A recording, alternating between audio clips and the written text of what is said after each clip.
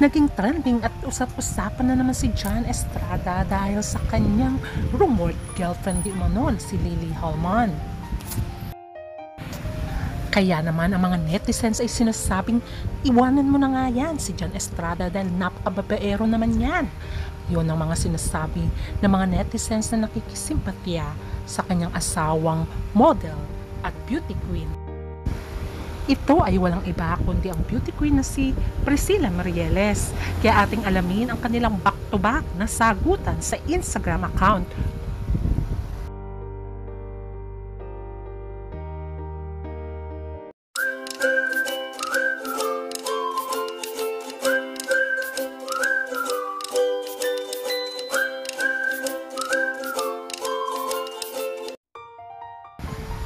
Kilala talaga sa mga netizens at mga fans ang pagiging babaero nitong si John Estrada dahil di umano hindi nakukontento sa kanyang asawa.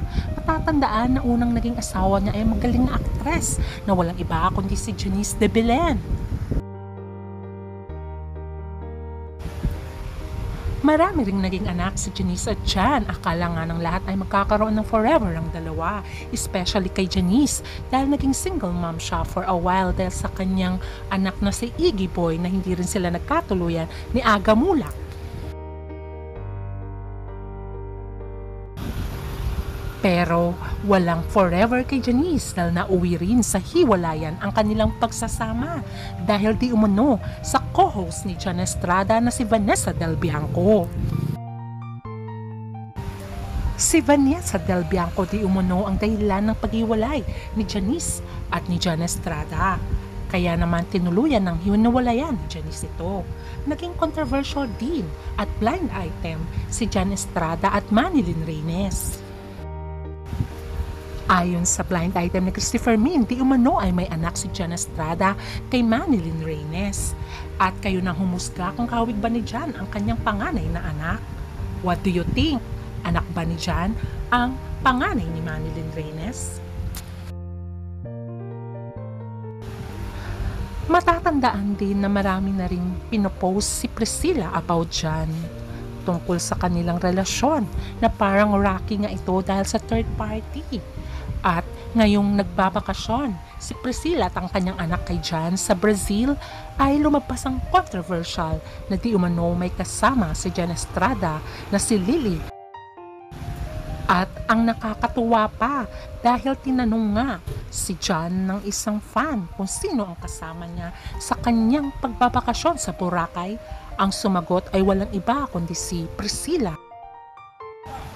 Nang mag-post si John Estrada tungkol sa kanyang bakasyon sa Boracay, ay tinanong siya ng mga netizens kung sino ang kasama niya, Rigor. At ang sabi nga ni Priscilla ay si Lily Hallman na tinag niya pa ito pati ang kanyang asawa. At makikita rin dito sa dance floor na nandun na si John at nag-uusap sila at very close ni Lily. Kaya naman ang mga netizens ay nagsasabing napakababaero talaga nito ni John. At dahil nga sa controversial video ay nagsalita na si Priscilla at ito ang kanyang sinabi sa kanyang asawa. Pakinggan natin. Right, I have a voice, I had enough.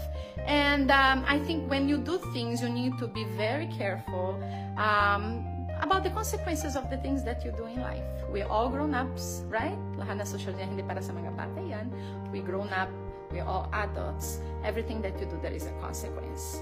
And I refuse to let it pass anything from this point onwards.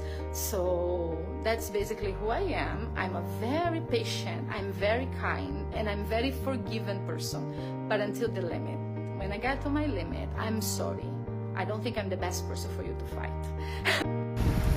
Kaya naman naloka lahat ng mga netizens nang si mismong Priscilla ang nagtag sa isang netizens at sinabi niyang si Lily Hallman nga ang kasama ng kanyang asawa. Kaya nagbigay agad ng statement si John Estrada at tinurn off niya ang comment section sa kanyang Instagram mula nang tinag siya ng kanyang asawa about kay Lily. Ito ang pahayag ni John Estrada. Ito ang sagot niya na sinabi ni Priscilla na looking very divorced, Mr. Estrada. Priscilla said sa kanyang Instagram na tinag niya pa nga si Lily. According to John, He's not into a relationship with Lily or any other woman for that matter. At ayon pa nga sa aktor ay fake news daw ito. Kaya naman sinabi niya na nga at inamin niya na nakilala niya lang nga si Lily sa Boracay. Ito na nga ang sinabi nga ni John tungkol sa kanila ng kanyang asawang si Priscilla. Sinabi niya nga na mutually agreed to take a break for quite some time now. Ayon nga kay John. At eto naman ay hindi sumang-ayon si Priscilla sa sinabi ng kanyang asawa. We were married when I left Philippines and we remain married as one of this time, she said. While there's indeed more to this story, it's not the appropriate time to delve into these details, regardless of what those may be. However, it won't change the course of fate. Inamin din ni Priscilla na na-appreciate niya si Janice dahil nagbigay rin ito ng mensahe sa kanya dahil sa kanyang pinagdadaanan. Ano sa tingin nyo? Likas na nga bang babaero si John Estrada? Dapat na nga bang hiwalayan ni Priscilla ang kanyang asawa o patuloy pa rin niyang ipaglaban ito? Please comment down your thoughts. Until next update, bye!